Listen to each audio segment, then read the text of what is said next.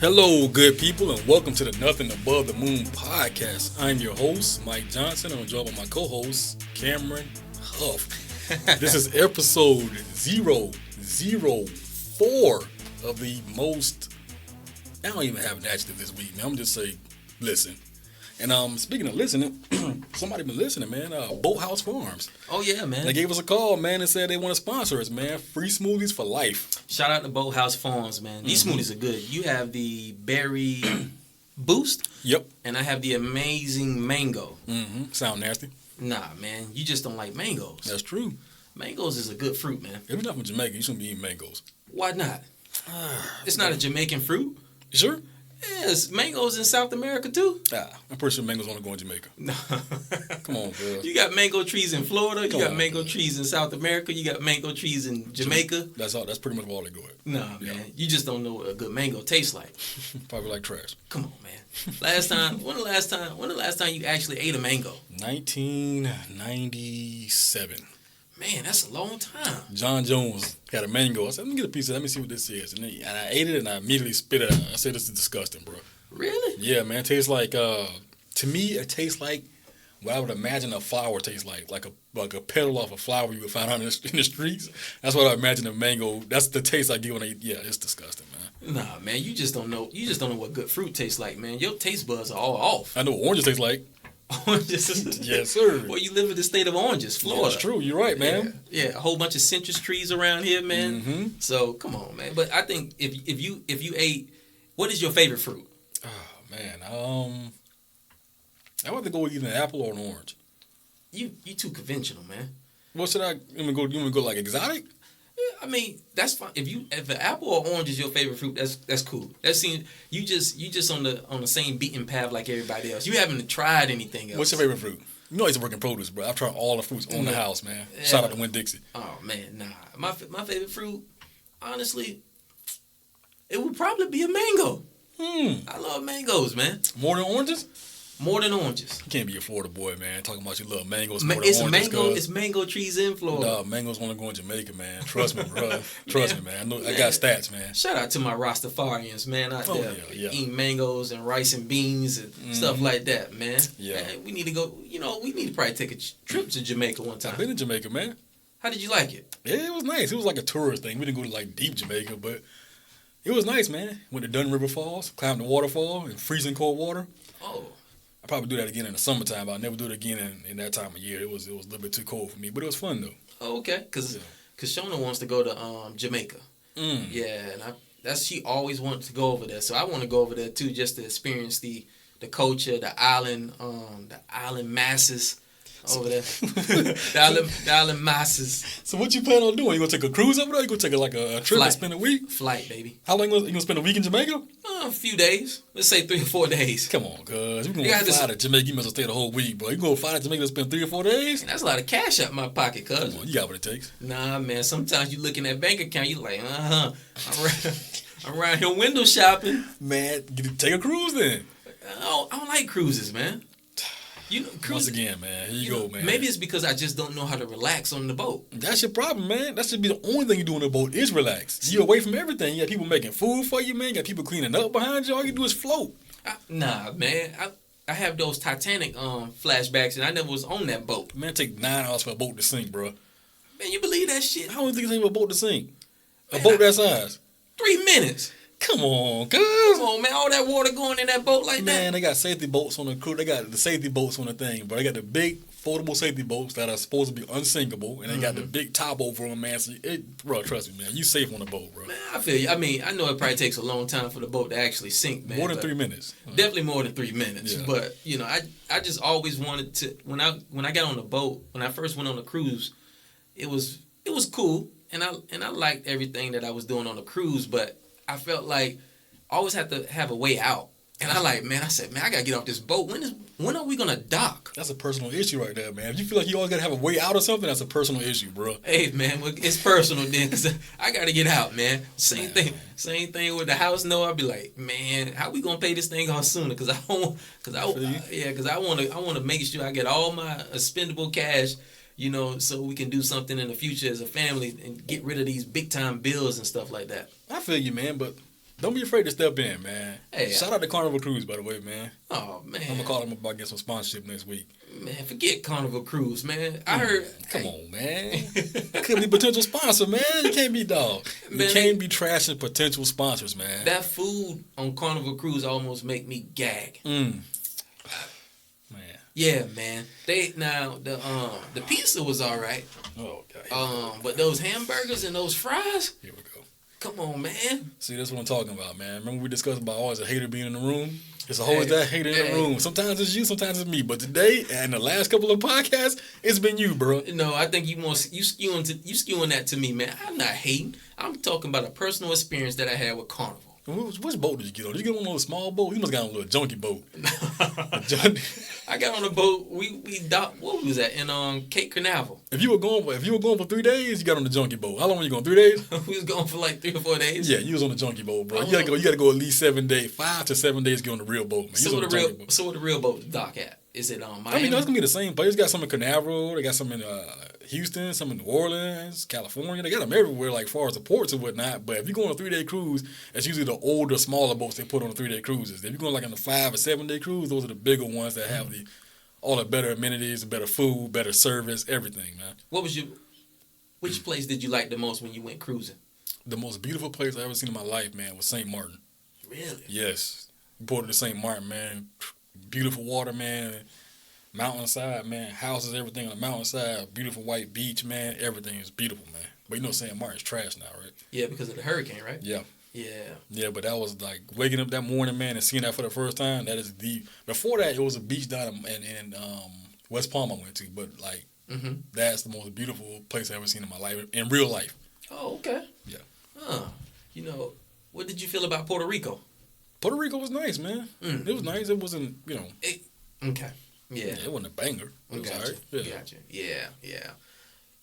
Tomorrow is a very important day to a lot of black folks in America. Cyber Monday. Right? Ain't Cyber Monday? No, it's not Cyber Monday. Oh, okay. My bad. Nah. And no Jordans are going to be released that day. You sure? No Jordans. Okay. No release. No Jordan releases. Don't got an MLK version 14 is coming out next Monday? Actually, they do got. They actually got a Jordan Equality. Of course. Jordan Retro 1 Equality MLK Black History Edition Jordan. Of course. And Michael Jordan never been for equality. So, go figure. Yeah. I mean, MJ, man, has a... the crazy thing about, because I buy Jordans. And with biggest coon in sports. MJ definitely be cooning from time to time. And I think the reason why people look at MJ like that is because he know most of the kids who buy his sneakers are young black kids. Correct. From the hood. And these sneakers go for what, $150 to $200. And, and if a kid can't afford them, what's the next thing he gonna do is try to rob another kid. Yep. Now that's a mentality that we need to get out of in the hood, but at the same time, that is where your market's going. Because Jordans wasn't technically it was a popular shoe, but people were still rocking like British Walkers back in the 80s. What the hell was that? These are more New York type. You never heard of British Walkers? I heard of British Knights. Yeah, yeah, British Walkers. Come on, Cam. Hey, man, you can't. Listen, New York drives the culture, bro. You can't introduce British Walkers, bro. And we live here in Tallahassee, Florida, man. Ain't nobody ever heard of that shit down here, man. Well, you're not in part of the shoe game. British Walkers? British Walkers. That don't even sound real, bro. It is real. It's kind of like Saucony.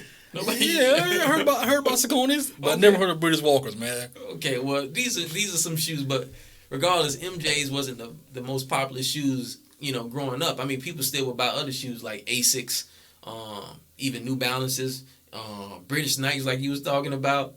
But with Jordans, he started to gain his popularity when he started to win those championships.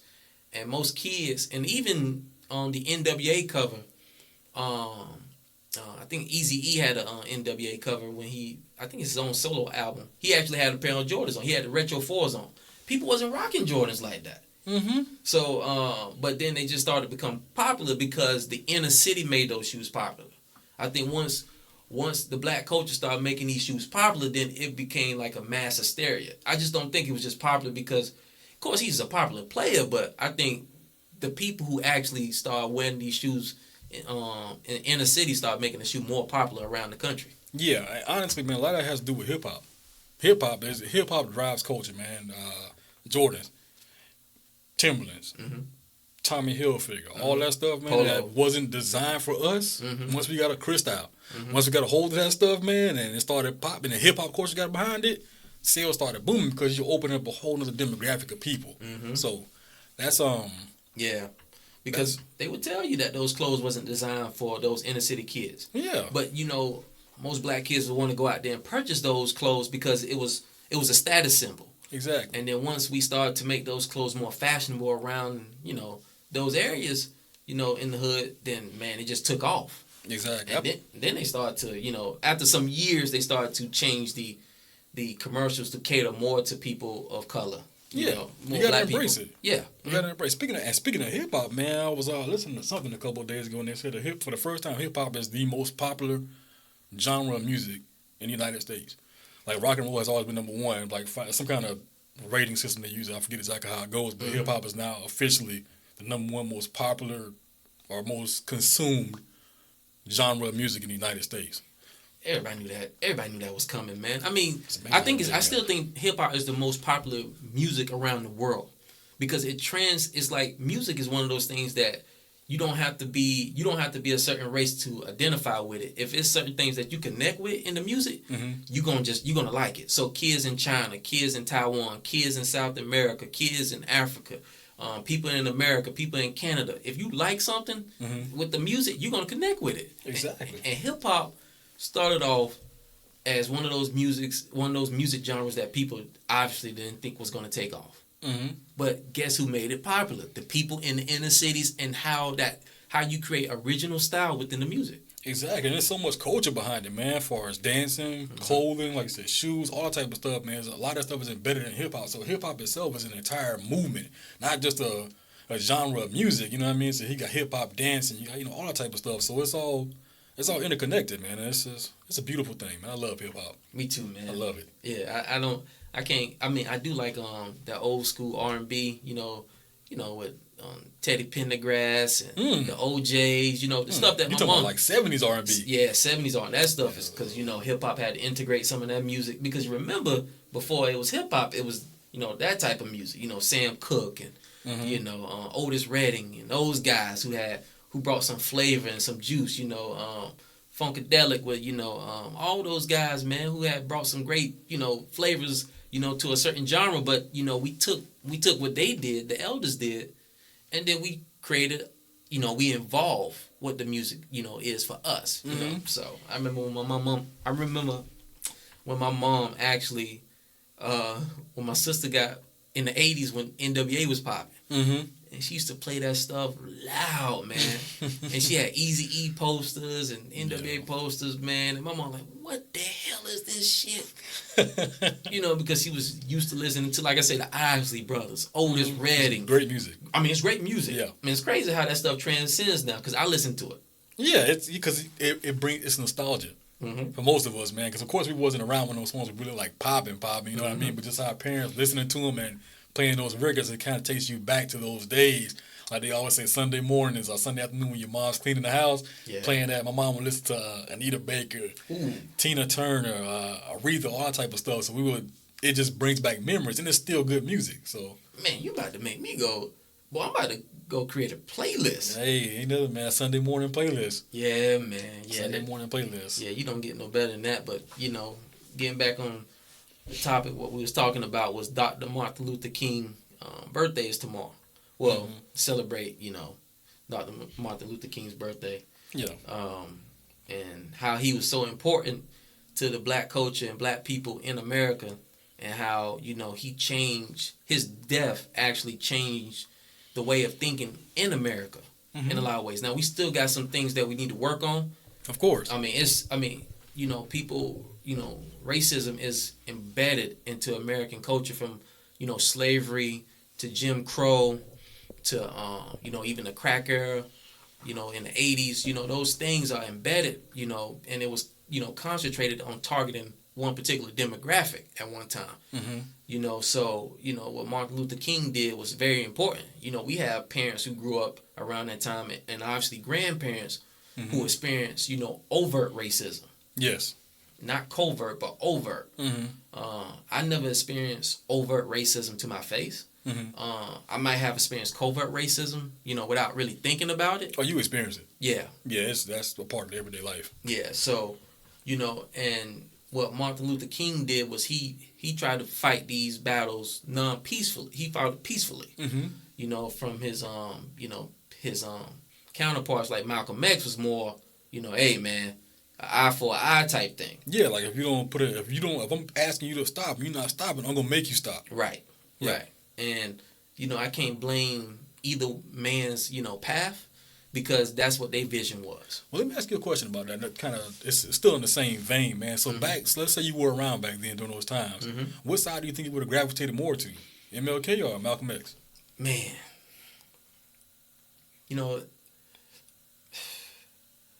I think everything is always a personal situation. So if you deal with good people, like good white folks at that time, you might be on the side of like Malcolm X. But if you experienced some crazy things around that time, Martin Luther King, but if you experience some crazy things, you're probably gonna deal with Malcolm X. You're probably gonna have the mentality of Malcolm X.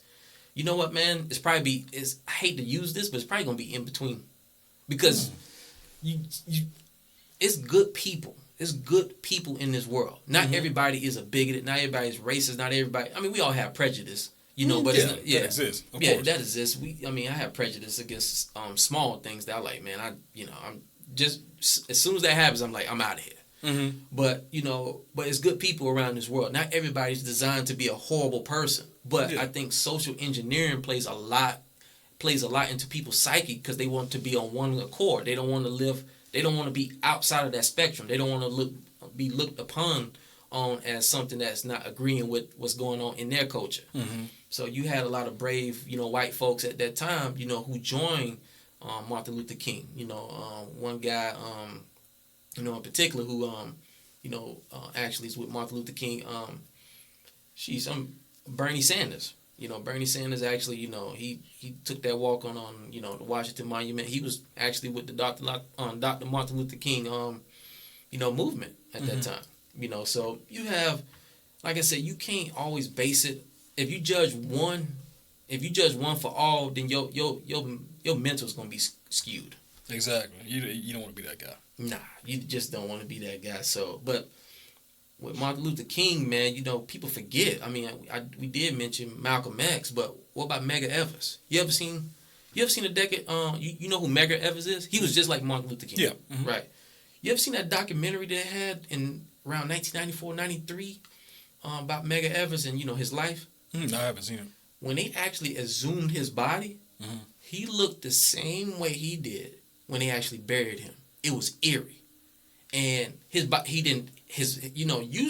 at the certain time, your body's gonna roll. How long was He's been buried, when they exhumed his body, that had to be within 20 or 30 years.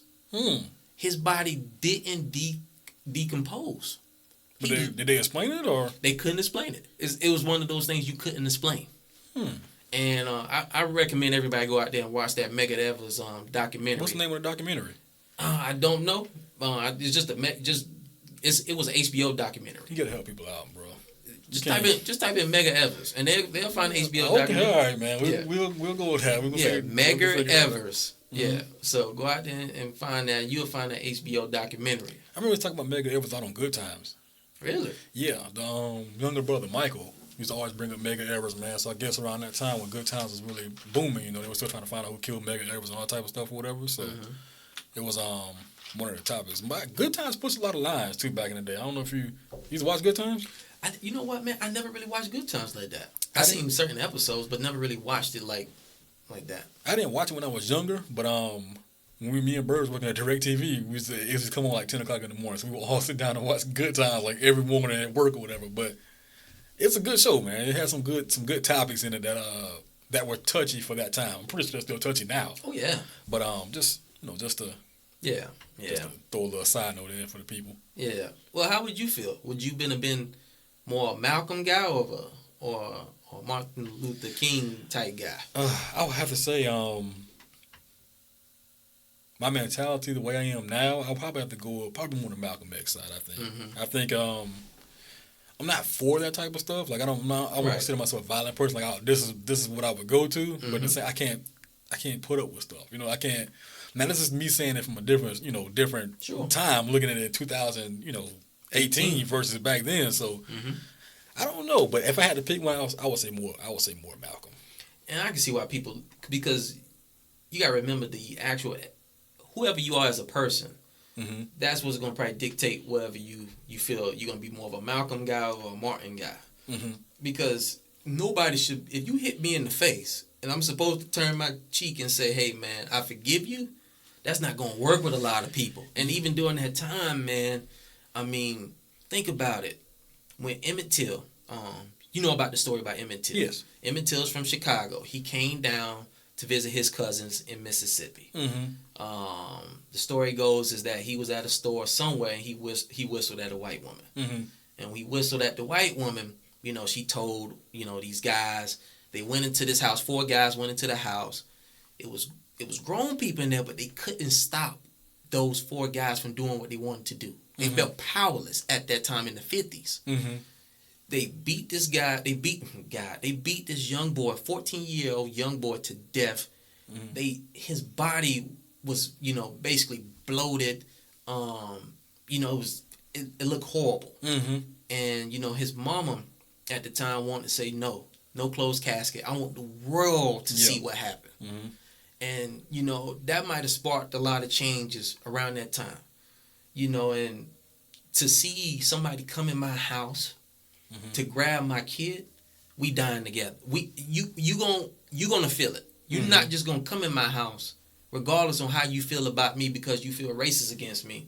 Take my kid out of my house and kill my kid while we gonna die together. And see, but once again, that's us thinking from a 2018 mentality. Now with that being said, I don't know how you would have responded back then.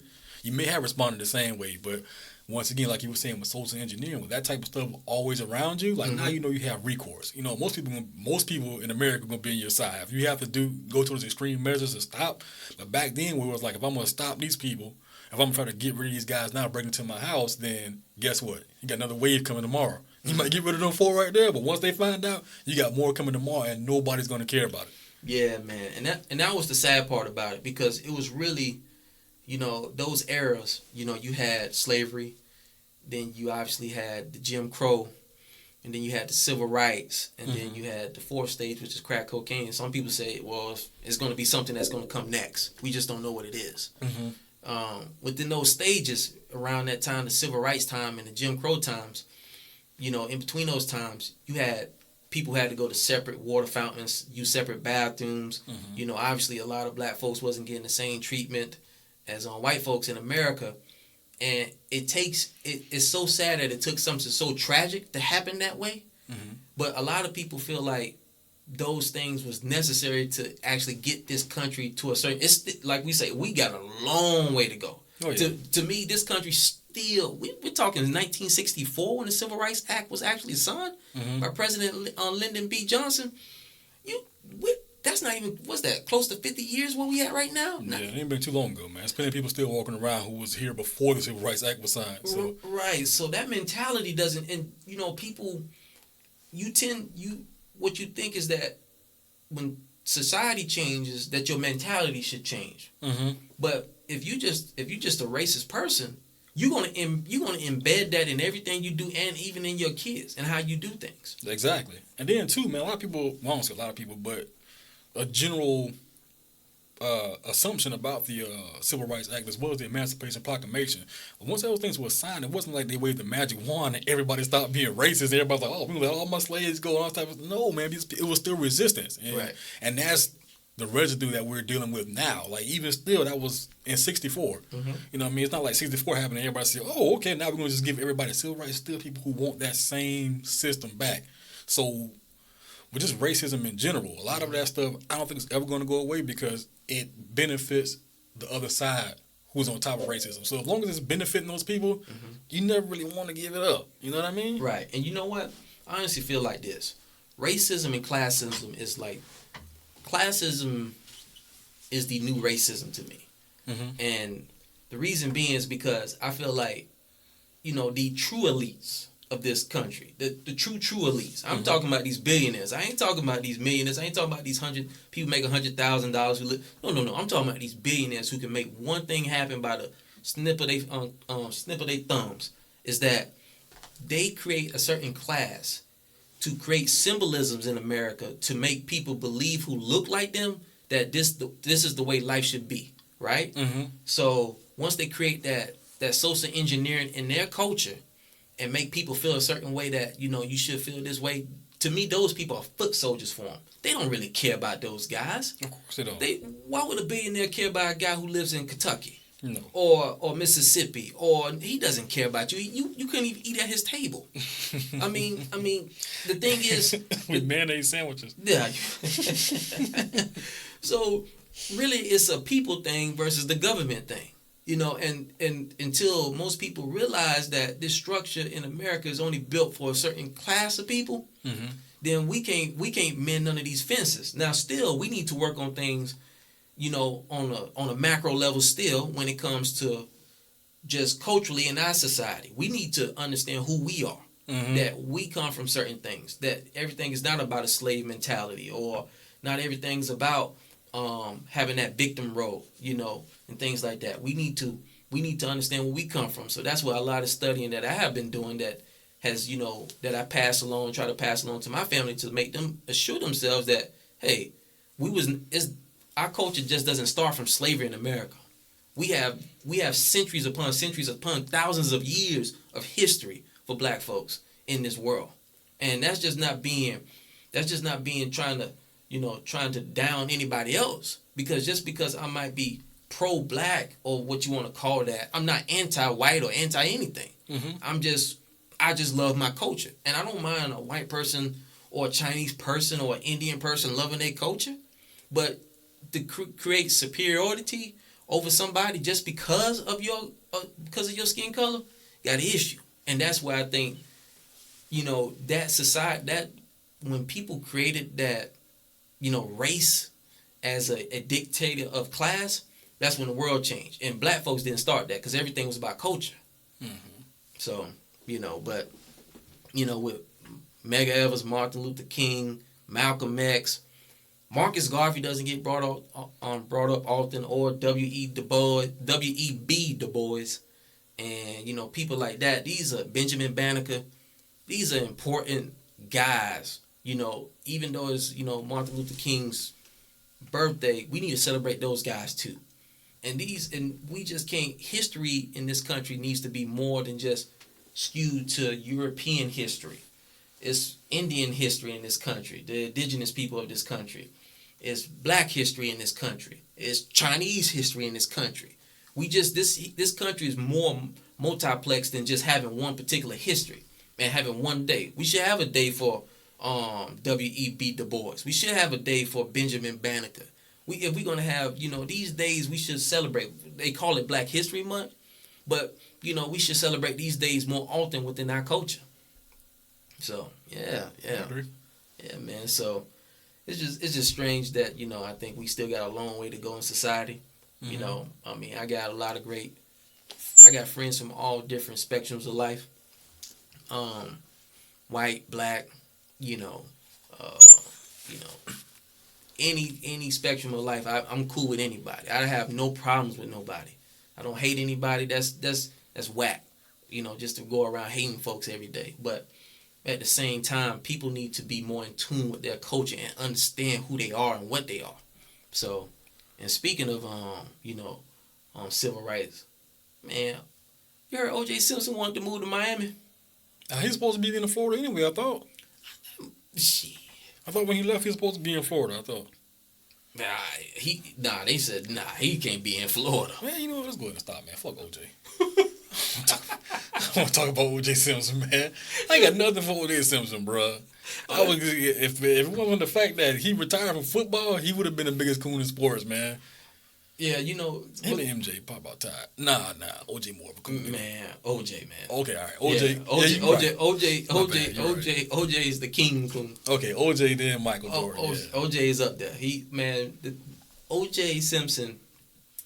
OJ. The crazy thing about this country, and this is why we need to start creating this this divide. You know, like I say, I'm all for our culture having the necessary things, because we don't have a community. A community is a hospital. A community is your schools. A community is a bank. We still don't have communities, so we're still trying to structurally build that in our country, right? In our culture, to have these things in America, right? In these places. OJ was one of those people, man, that seen greener grasses because somebody else already created it, and you know he. Hold on, man. We still talking about OJ? Man, Come on, man. Let's go ahead and close the OJ. No, man. no OJ. No, man. Orenthal. No, we cannot discuss Orenthal on this show, man. In the same sentence as Dr. Martin Luther King. Not even in the same. No, period, man. OJ. Come on, man. No, man. The juice is loose. Man, OJ finished, man. Last time OJ was good was in Airplane, bro. Yeah. That was it, man. OJ did that shit too, man. Of course he did. He That's why we can't talk about him, man. Yeah. People, when I was younger, I didn't understand. I was glad to see the black man won the trial, man. But looking back, OJ, he should still be in jail. OJ killed Nicole. He did that, and that's the crazy thing, because people was choosing sides just because he was a black man. Exactly. And we chose sides, and that's not the way we should think. But at that time, and still even to this time, we still think that way. You know, with police officers killing a lot of unarmed black men, and you know, doing all these crazy things in the news, and you know, and the crazy thing about this is that it's not the fact these people are not getting prosecuted. So that's the biggest thing. If you kill people, regardless of what your job is, if you're here to protect and serve, and the next thing you know, a person's dead on the ground, that's not protecting and serving. I can understand if somebody's out there pulling a gun on you and shooting, but most of these cases, man, seem like certain things can be de-escalated so people can walk home safely, and that's. I just don't get that, but OJ definitely number one King Coon. Yeah, man. King Coon. Yeah, Steph. We just call OJ King Coon from now on? Basically. Okay, cool. Yeah. Cool with that. Yeah. King Coon. Yeah. Yeah. What about Monkey Man? Ooh, man. Is Monkey Man still around? I heard Monkey Man passed away. I don't believe it. You think he's Monkey still... Man is immortal, bro.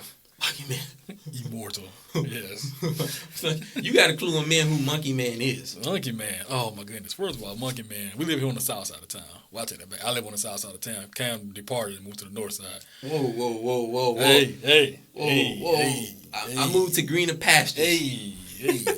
So basically, Monkey Man, I used to ride around on a bicycle, man, and if you would ride by him and yell out Monkey Man, he was gonna chase you. Yeah. And he was fast, very fast. I don't think he ever caught anybody that I know of though. You know anybody getting caught by Monkey Man? I was always too scared to say it, but I used to be like around groups who would call him out. But I used to always be too scared to say it. But yeah, Monkey Man. My mom told me a story about Monkey Man one time. She was coming down Monroe Street and she see Monkey Man coming at her on a bicycle down Monroe Street with his arms out. Like she was supposed to get out the way of traffic. I said, yeah, that dude is an animal, bro. So yeah, Monkey Man is urban legend. Urban legend. He's a Southside legend. That man, he's what the nightmare. He is Freddy Krueger and Jason. But you know if anybody got caught by Monkey Man? No, I never. No, I remember. I seen Monkey Man one time. Only seen him one time, bro. Oh, come on, Cam. I never caught. I don't see Monkey Man at least 40 times in my life. Really? Yes. Yeah, he do look like a monkey. Yes, he do. Yeah, man. Matter of fact, you think he can hear us? You think he listened to this podcast? Might be outside waiting for us, bro. Bro, let's go ahead and slow down the Monkey Man. I don't feel like running right now. Yeah, my knees got hurt. Cause that man said he ride with the demons, man. Hey, every time a man tell you that. Yeah. That man, I heard a story that man actually chased a bus. The kids were saying, Monkey Man. He chased the bus all the way to the school. See, that's not good. And now you're stuck on the bus. But the teachers, the bus driver said, you don't get your butt out of here. This grown man. Yeah, and I know everybody has a Monkey Man story, but my first-hand Monkey Man story is when I seen him come to Publix. He was all the way on the north side. I don't know what he was doing over there. That's out of his territory. Monkey Man is nationwide, man. Yeah, but you might find Monkey Man somewhere anywhere. But Monkey Man came in there, and like I said, that was the first time I seen him, and I knew it was Monkey Man because he looked like a monkey. He was on that bike, so I said, this gotta be Monkey Man. And that girl said, I said, that's Monkey Man. And this girl was from a different area. She wasn't even from Tallahassee. She said, who's Monkey Man? I said, that's him. I said, don't say it out loud. If you say it out loud, he gonna come get you. She said, I'm gonna say it. I said, say it. And did you walk away first? Oh, I walked away. That's like going in the bathroom saying Candy Man. No, Monkey. She didn't have the guts to say Good. That's the best thing for her, bro. Yeah, by far. He would have tore that store up, man. Yeah, he would have tore that store up after her too. Yeah. Yeah, man. She was pretty too, by the way. Yeah, but yeah, that was crazy thinking about him because when you speak about Southside legends, man, Monkey Man is probably like in the top 5. Yeah, Southside legends. You remember that dude named Padre? You ever heard that story? I mean, he got killed in around 93, 94. He was very popular over here. He got killed over there by FAMU, and he had a funeral like 700 people come to his funeral. Okay. You never heard of Padre? Okay, well, he's not. What about Big Ace? No. Never heard of Big Ace? Who was that, man? Big Ace went to Rickers. He used to knock people out with brass knuckles.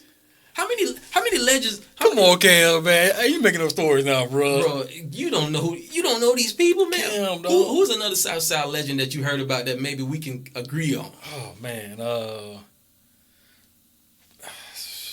you don't know any. You ain't from the South Side, there. Mr. Pie. Mr. Pie. Hey, you talking about the dude who cut hair? Hey, you know what I'm talking about, right? I don't know what the hell Big Ace. He's making dudes up, bro. Big Ace is real, man. Come on, Cam. He actually got killed a couple of years ago. Don't know who Big Ace is, man. Yeah. He was at Rickers. Oh, okay, I got one for you. MBZ.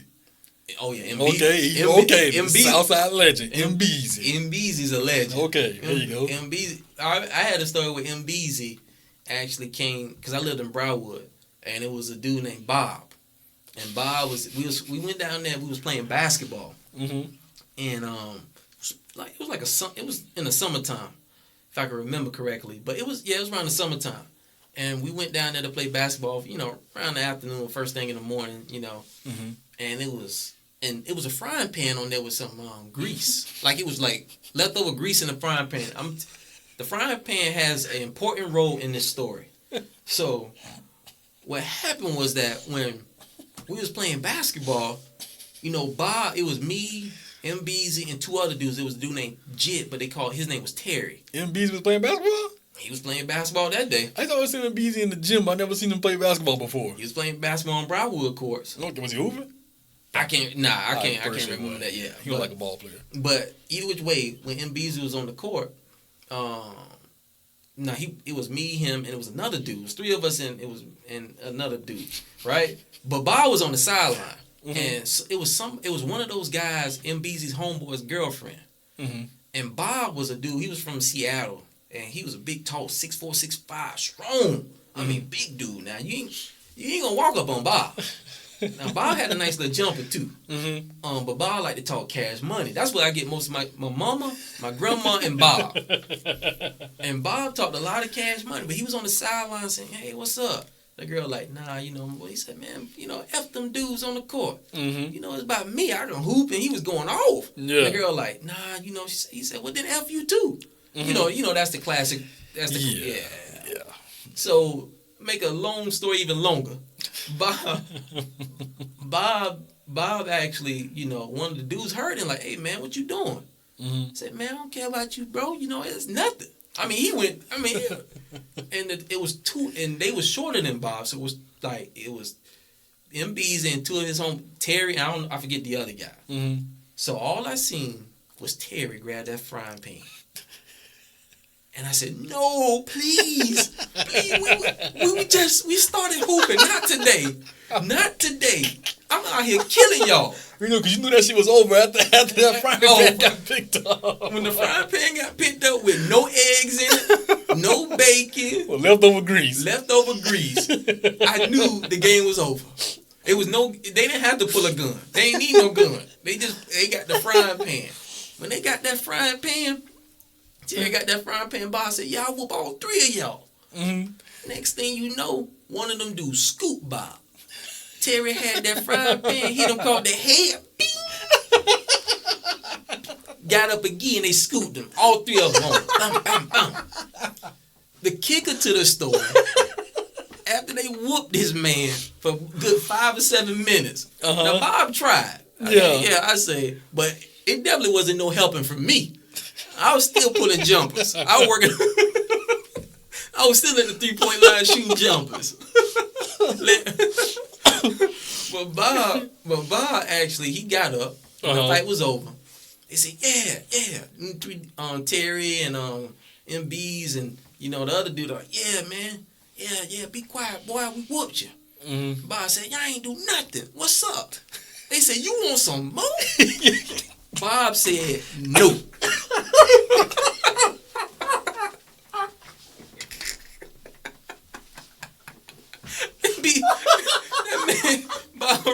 Bob said, no. They said, okay. I didn't see Bob no more ever again. I think Bob moved back to Seattle after that. They beat that man good. Oh, so Bob was talking like cats, but he won't no more, huh? Bob was the he was God, man. Now Bob, if he would have connected one-on-one, there's no way in the world I see them beat Bob. There's no way in the world. Bob was 6'5" and he was jacked. But all three, they tore him up. But Bob, they said, he said, yeah. What's up? Let's do it. What's up, man? Y'all ain't do this. He said, you want some more? He said, no. And the crazy thing about it is that my team was winning the game, and I was killing them. Dang, good. So I couldn't finish the game. I had to go back home. That's funny, though, bro. Yeah, man. So that was a classic story, So MB's is definitely a legend. What about Onime Edicor? Yeah. Legend. Yeah. O is a legend. Yeah, it's African. Yeah, he is the ultimate legend. Yeah, O is a legend. Speaking of basketball, man, you know what's about to happen? The season about to start. Man. I'm gonna give. We got 2 games this week, man. Tuesday and Thursday. Mm-hmm. So I'm gonna definitely update the folks on our city league. Wins, losses, MVP of the game, who played like trash. So I'm gonna keep everybody posted, man. So first game is Tuesday. We play Tuesday and Thursday next week. Okay. I feel like Church League is better, man. Come on, cuz. They keep stats. Come on, cuz. Not Church League. What's that? Is that the Church League over there in downtown? Yeah, you talking about downtown. Yeah. Only thing that killed that, man, is a draft, man. I can't play like that. If I can't play with my friends, I don't want to play, man. So that they do that every year? Every year. You gotta have a draft. Every year. You can't come in there with your own team. You gotta go down there and everybody play like an open gym night. And then I think they have I don't know how many teams it is, but they have captains and then they pick teams. Man, that's wrong, man. Yeah, I don't think it's whatever, man. That's what makes it trash. You think we should get some more donations in the church? For them to change it? Nah, hell no, man. No sir, bro. No sir, man. Come on, man. Hell, speaking of drafts, man, for the record, you think they're gonna televise the All-Star draft this year? I forgot all about that, man. Yeah, man. Your boy KD acting like a bitch again. I got KD some more this week. KD was like, yeah, man, I don't really want to pick teams. I'm going to let somebody else pick teams. Okay, when KD come find you. Man, KD got to come see me, dog. You think KD going to come all the way down there? Come all the way down here? Yeah, cuz I'll tell KD my address. He can come see me whenever. Oh, man. Yeah, but that's acting like a bitch to his finest. Why you want to pick teams, man? He going to be the number 1 vote getter most likely when it all ends. It's going to be him and LeBron. Okay. But he said he don't want to pick teams. He want to let somebody else do it. So, of course, Steph was like, hell yeah, I do. Because I think Steph is second now. So Steph was like, yeah, I do. I like to be the first guy to, do that draft thing and whatnot. So why KD acting like a bitch? He want nobody not to like him. He don't want nobody to feel bad when he don't pick him or something. Probably that's being a bitch, man. We all grew up on the basketball court. You had to be a captain at some point in your life, right? Yeah. Oh man, that's just dog. I can't stand KD, man. Man, you just don't like his mannerisms. You don't like his aura. Yeah, I don't know him as a person, man. I'm just talking about his in basketball. Like, why wouldn't you? I would name a reason you won't want to pick. I don't know. Yeah, exactly. Yeah, I mean, I would want to pick. Exactly. If you trash, you don't get picked. It's just that simple. Is this like you can pick anybody, right? You can pick anybody. So this is no more East West. No more East West. You can pick anybody. That's trash, man. I don't like that. Why not? You like this? I think it's pretty cool. We'll see, man. I think they're just picking if I'm not mistaken, they're just picking the starters. Then the coach is gonna pick the reserves. Oh man.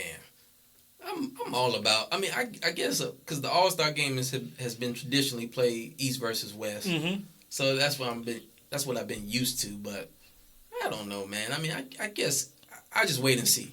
They still got the dunk contest. Yeah, everything's still gonna be the same. I think it's interesting, man. I like it. You pick 4 guys and y'all run, man. I don't know, man. You want to see KD and LeBron on the same team? They play on the Olympic team together. Hey, but do you really watch that? Yeah. Come on, man. Yeah. That'd need to be fun to watch them in an All-Star game play on the same team. When the last time you watched the All-Star game from start to finish? Last year. I used to watch the All-Star game. Your life is finished. Is it? If you watching an All-Star game? Because the All-Star game is good basketball, man. It's fun to me. That's not no fun. I watch bits and pieces of it, and then I probably, get into it around the fourth quarter. See, that's your problem, man. You don't enjoy the sport, man. I do enjoy basketball. You don't sound like a fan right now. You sound like a casual fan right now. That's what you are, man. You're a casual basketball fan. I understand, but nothing wrong with that, man. Oh, I'm not a casual fan. I got 91, 92, 93, 96, 97, 98. I got 6 championships. Man, that was 20 years ago, bro. Nah, it doesn't matter. They still count. I watched them. Yeah, come on, man. So when last time you watched a full basketball game? I know you watched one this year. Oh, I definitely watched the full basketball. You might be right. Hey, you might be right. Never want to be the casual fan, man. Just admit it. Well, I'm not a casual fan of basketball. I love basketball. Sure, man. I love basketball. It was my first love. When last time you played a full basketball game? Like me, like personally? Yeah. What year we in? 2018. Maybe 2016. Okay, so you played a full game in almost 2 years. What does it matter if I play basketball? You say you love the game, but I don't see the love. You don't watch the game? I haven't watched the game this year. I haven't watched the full game this year. Okay, so no full games this season. No full games this season. I mean, I don't get to watch my Chicago Bulls team unless I got the WGN network. Yeah, that's true. The Bulls games will not get nationally televised anymore. Nah, man. Nah. With Chicago when they got Zach LaVine, they said this was the big thing of the week, man, for Chicago. I'm like, man, Chicago's done, man. How did he do when he came back? I don't know. Probably trash.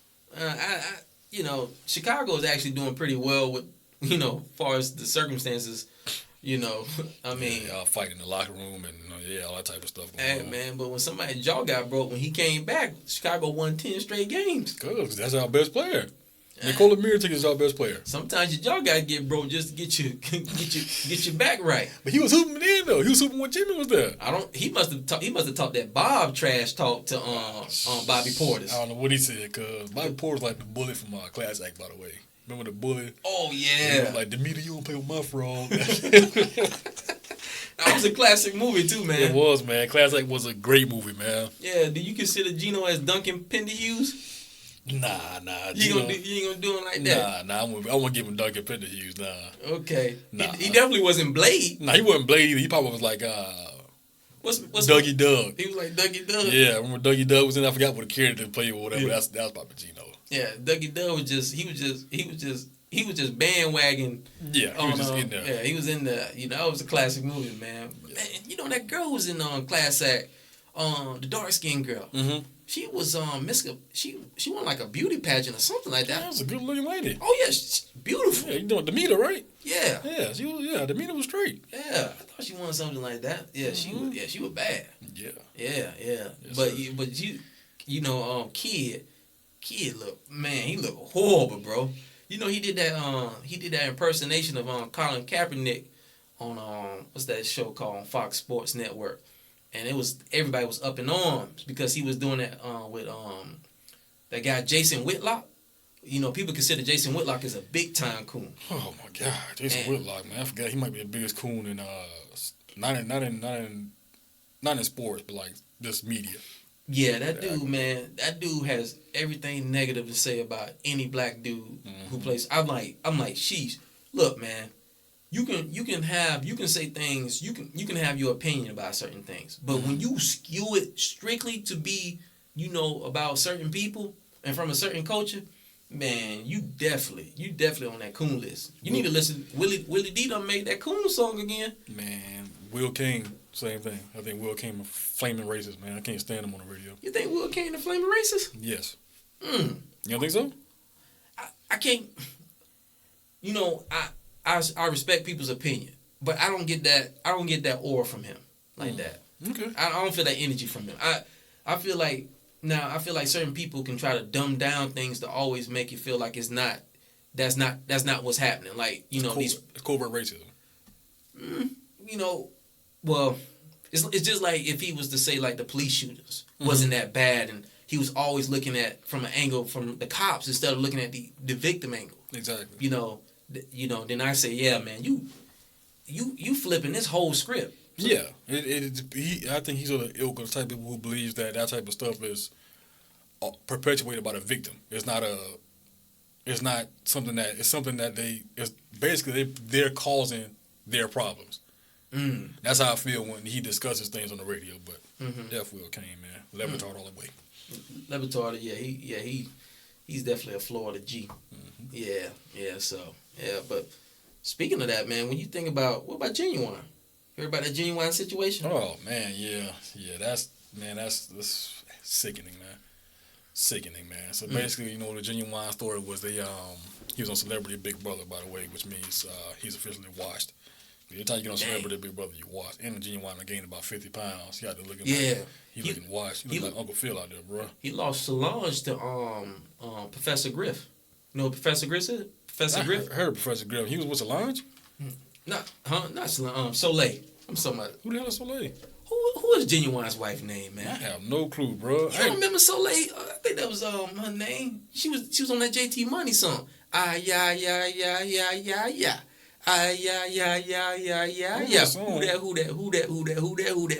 Yeah. I think it was like Soleil. I don't know. Yeah, it was that was his Soleil. wife? Yeah, that was his wife. God damn, Genuine trash. You saying Soleil trash? I don't even know what the hell. Both of them watched, bro. Oh, man. You don't know who Professor Griff is? He was in Public Enemy? I know who Professor Griff is, okay. Yeah. Professor Griff is not married to his ex-wife. That's just all bad. that is so terrible, man. So basically, saying you was riding the pony back in the day. No. Genuine garbage, man. That song gets a lot of spins to this day, man. By the way. You're right, man. Anyway, back to Genuine and whatever, Soleil, whatever. Yeah. It's trash. Anyway, a transgender woman tried to kiss Genuine on it started off, she was like, would you ever date a trans woman? And Genuine was like, no. So she was like, you would date me? And he was like, no. So she tried to kiss him, and he rejected the kiss. So from there, that sparked a controversy where people were like, why did he reject the kiss from a trans woman? Because it's a damn man. It's pretty much what it boils down to. Genuine don't want to kiss a man. I 100% agree with him. Matter of fact, Genuine is an American hero. He's still washed. But he's an American hero for rejecting that kiss, man, because what you supposed to do? Just kiss a man on TV because that's what you feel like? Let me tell you something, dog. I'm about to go ahead and get into it now, man. Okay. I'm starting to get pissed with this whole trans thing. Speak. This whole trans woman and trans... Excuse me. This whole trans thing, whatever, man. Need some of this water, bro? No, I'm good, man. Okay. I got some Kool-Aid over here. All right, we'll get Boathouse to send you some more smoothies. Yeah. Double up next time. Okay. So basically, you're talking about he has transphobia and this type of stuff, whatever. And they basically using that as another term of being, I guess, homophobic or any kind of phobia. It's like we talked about a while back, when you're scared of something for the most part. So people are saying Genuine has transphobia because he didn't want to kiss this trans woman on TV. So whether or not he wanted to kiss this trans woman on TV or not, he has to kiss her because she's a trans woman?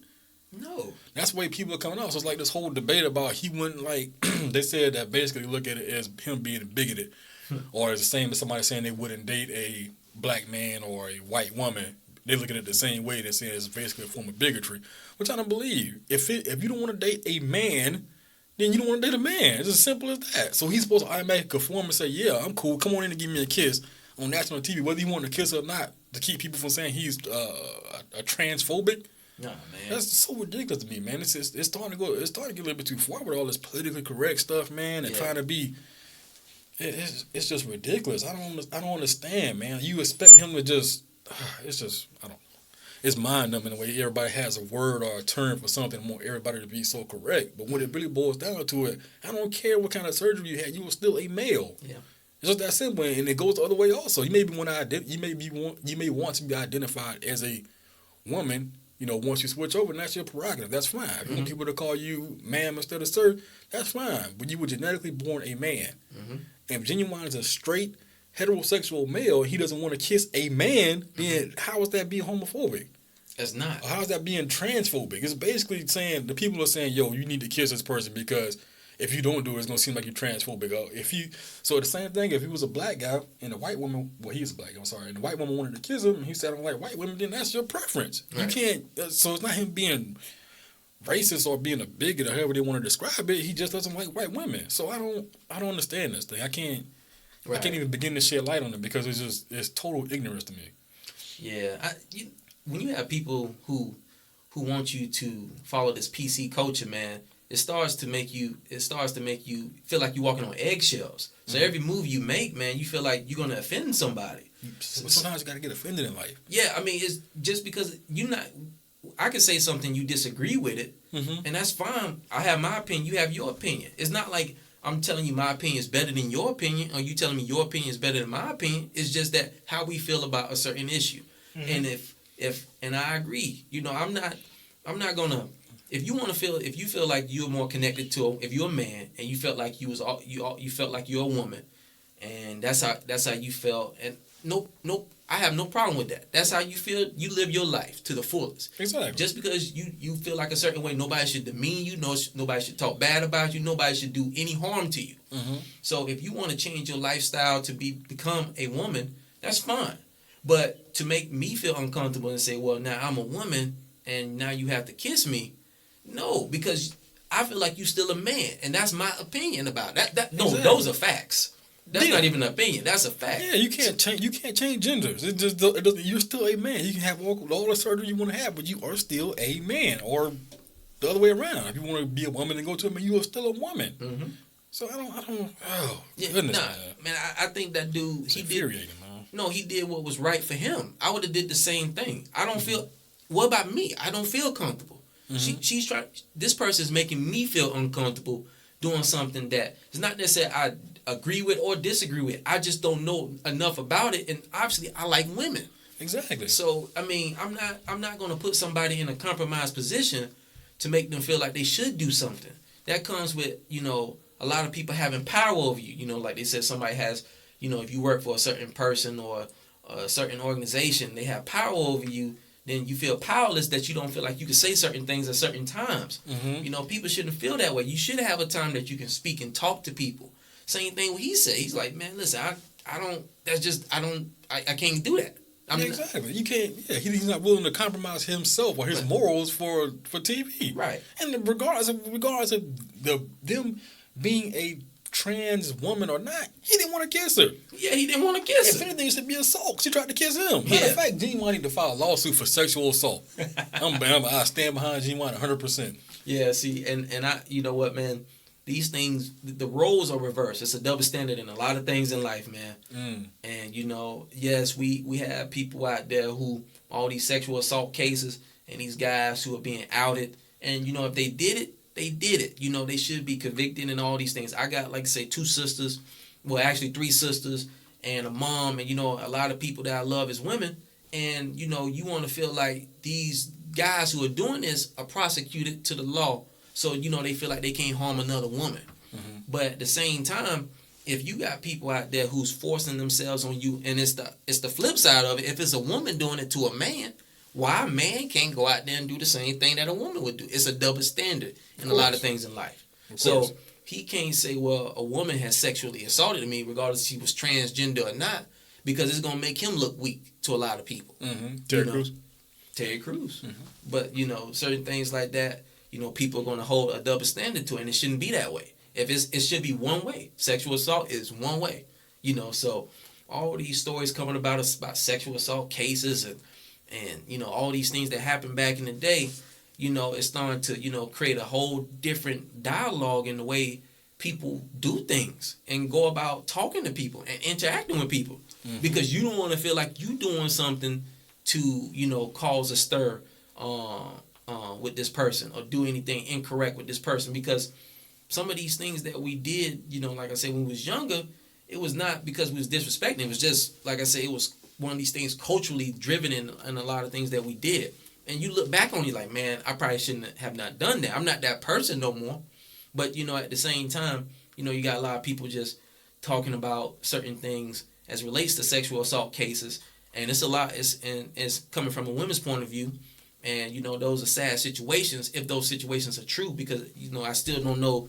It's still stories. You still gotta. It's still his story and her story, and then it's the truth in the middle. You're so you right. gotta find out the truth in the middle. So you can't. If that person's still innocent until proven guilty. But if it's a man, you can't say nothing.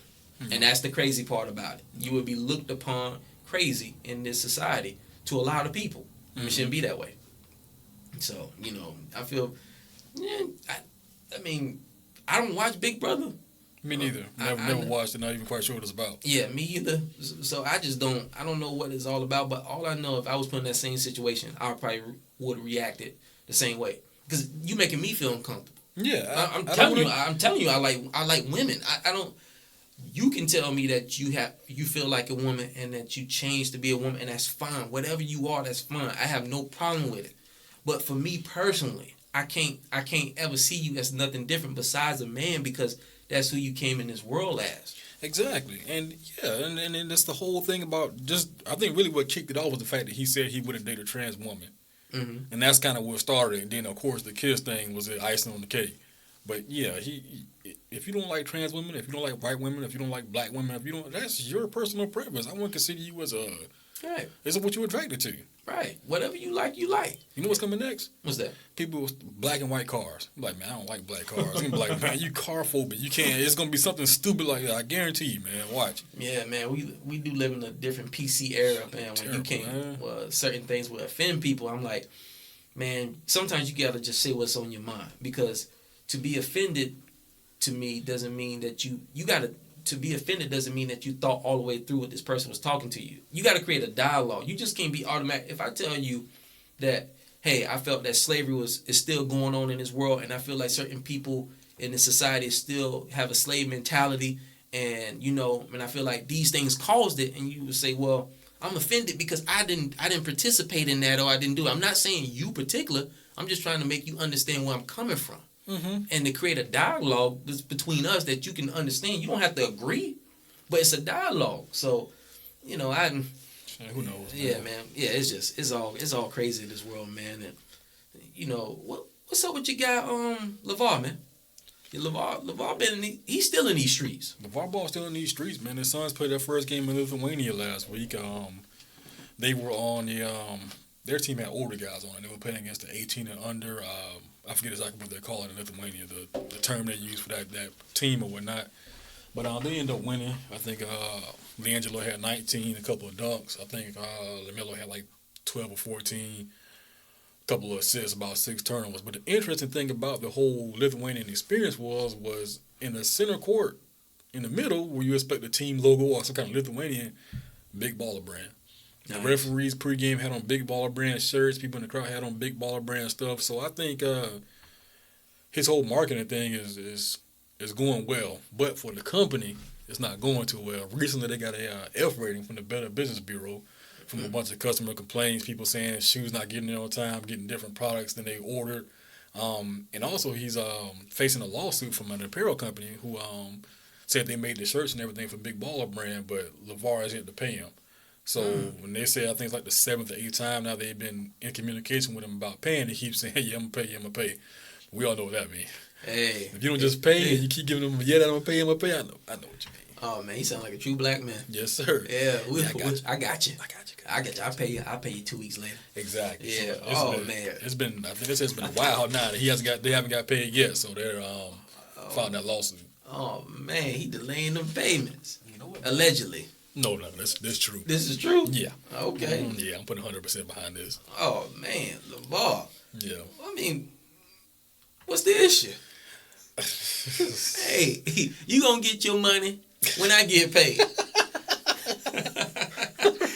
That's pretty much what it is, man. How many times a creditor would call your phone and like, man, we need this payment. I said, sir, ma'am, listen, I ain't got it for you today. You can call till your eyes start bleeding. If I got this cash in my bank account, I can't pay you from air. Exactly. So I mean, listen, I remember when he actually, when he started the shoe and he said, these shoes when people was doing the pre-order thing, and he was supposed to have them to people at a certain date. Yeah, November. Yeah, It just came like last week. See, that's crazy. See, to me, when you do business, regardless, you have to create goodwill in your organization. Correct. So regardless of what you do, people are going to still buy into you because of things that your company has set precedents to. Mm-hmm. Just like when the hurricane, well, two hurricanes, but that real hurricane Hermine came to Tallahassee. Mm-hmm. Publix was still open. Publix actually open because they had those backup generators. Yeah, Publix is the gold standard for grocery stores. Right. So people, regardless, people will skip over. They might have an Albertsons or a food. Well, I don't got no food line. We got Winn-Dixie or wow. Yeah, I was about to take it way back. Yeah. Even Albertsons. Bruno's. Yeah. They would skip over all those stores to drive 3 miles out the way, or 5 miles out the way to go to a Publix. Yeah. And that's because they created goodwill. They get good customer service. Same thing with Chick-fil-A. Yeah. People would eat. Chick-fil-A does one thing perfect. A chicken sandwich. Chicken sandwich. They haven't done anything outside the ordinary. But people will buy into that because of the customer service, how good they keep that store clean. The chicken sandwich tastes good. I from time to time I think it's overrated. It's just a chicken sandwich. Here we go. It's just it's nothing spectacular about it. I gotta give it to you. You keep the hate consistent, bro. No, man. Here we go with this hate stuff, bro. What's overrated about Chick-fil-A chicken sandwich? I know, bro. It's not like a world-class chicken sandwich where I gotta have every single day that I'm salivating out my mouth. If you want a chicken sandwich, what do you think of? Chick-fil-A. It can't be overrated, man. Not saying it's the best chicken sandwich in the world, but to say it's overrated is going a little bit too far because it is a good chicken sandwich. I think it's overrated because of certain things. Like, do you think Lindy's chicken sandwich is just as good as Chick-fil-A chicken sandwich? Don't get me wrong. Lindy's got a good chicken sandwich, but it's not as good as Chick-fil-A's. No. Okay, well that's just a personal opinion. Do you think it's as good as Chick-fil-A's? I think it's about on par. So I don't people because they have that goodwill, even in your mind, that Chick-fil-A sandwiches might just taste better than Lenny's because you're so used to Chick-fil-A providing this good customer service, the store is clean. Man. That's what I think. You think what you're saying is you saying I'm bundling Chick-fil-A's customer service to the taste of the chicken sandwich. There's no better chicken sandwich in Tallahassee than Chick-fil-A. Oh man, you tripping. Who? And one Nah, I'm not considering myself. You can make it home now. Restaurant. Okay, we talking about restaurants? Yeah. Okay, well, where can you go buy a better already made chicken sandwich than a Chick-fil-A in Tallahassee? Tallahassee garbage, because that's crazy. It don't matter. We're talking about the world we know right now. We're not talking about the United States. We're talking about the world we know. It's Tallahassee. Okay, Tallahassee. Well, Chick-fil-A has the best chicken sandwich, quote unquote, I guess, around Tallahassee. But like I said, Lenny's chicken sandwich is just as probably good. It's good. I'm not hating on it, but it's not as good as Chick-fil-A. I'm sorry, man. But regardless, they created a lot of goodwill in the organization Chick-fil-A. LeVar Ball started off at the wrong foot, bro. Yeah, I think he was trying to go off the supply and demand principle, where he's not going to create any supply until the demand goes up. Because I don't think he had any shoes to begin with. That's why it took him 5 or 6 months to start selling shoes, because I don't think he had that one prototype he had for the Alonzo Ball commercial he made, and the ones they can show little pictures of or whatnot. But I think he was trying to get that money up, because the shoes don't cost that much to make.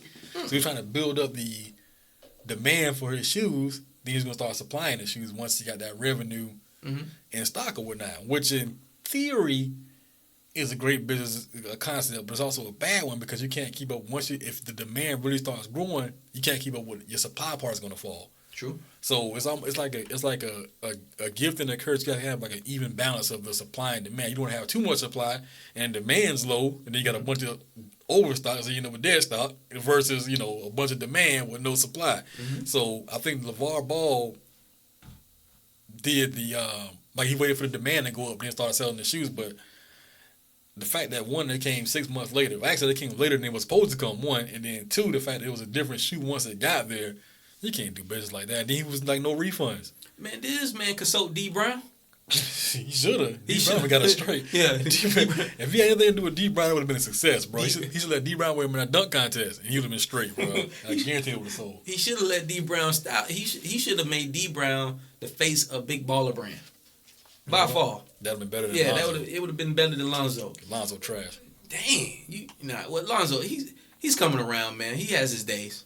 You know, so Lonzo trash. Nah, I just can't see it like that, man. Well, regardless, he needs to get his act together with that. You know, I praise LeVar about a lot of things, his business acumen, how he handles, how I feel like he gets his kids in the right position. Regardless if you disagree or agree, he's getting them paid, to play a sport that they love, and getting his son signed as the number 2 pick at the Lakers, basically because he went out there and he was Don Kinging it, by selling his son, and the Lakers actually bought into it. So I have to respect him on that. But see, the thing about it too is, man, it's not really adding up, man. Because to me, you see, Alonzo bought LeVar that Bentley. Oh, really? Was it Christmas? Yeah, he bought him. He bought him it was a Phantom for Christmas. So LeVar bought Lonzo a Bentley. No, Lonzo bought LeVar. Oh, Lonzo bought LeVar a Bentley. Yeah, okay. $300,000 car. Mm-hmm. Once you use that bread to go pay them people off, man, get them credits off your back. Like that type of stuff don't make sense to me, man. Like I understand, like why it don't? We about to embark in hood holiday season. That is true. So people is going to get taxes. They about to get their tax returns.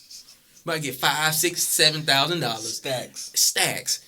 They ain't gonna pay. They ain't gonna pay they light bill off for a couple of months. They ain't gonna go pay no creditors. That's true. They about to go get some J's, a fresh car, some tickets to the BET Awards, tickets to go see Kevin Hart, and he in L.A. and they flying.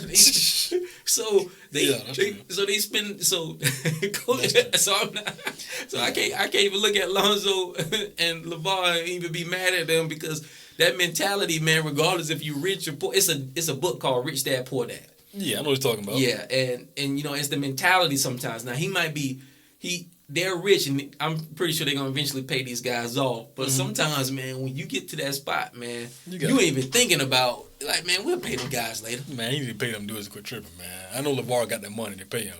Yeah, he do, man. People tend to forget too. Like one of the, I ain't gonna say it's a hidden thing, but LeVar Ball and his family live in Chino Hills. You can't be broke living in Chino Hills. So they ain't like they was coming out the hood struggling. They live in Chino Hills, and so yeah. And we seen the house on TV. There wasn't any type of house that's like, okay, we struggling. He got money, so pay them people off, man. Yeah. Get on the payment plan or something. Tell them I give you, all right, cuz I give you 50, man. I give you 50 this week, and then every 2 weeks I'm gonna give you like, give me something, man. Just don't not pay the people. Yeah, nah, that's bad business at the end of the day. You think LeVar Ball had Chick-fil-A sandwich? You think he ever ate a Chick-fil-A sandwich? No, he don't like the type of like Chick-fil-A. Oh man, he's like a beef dude.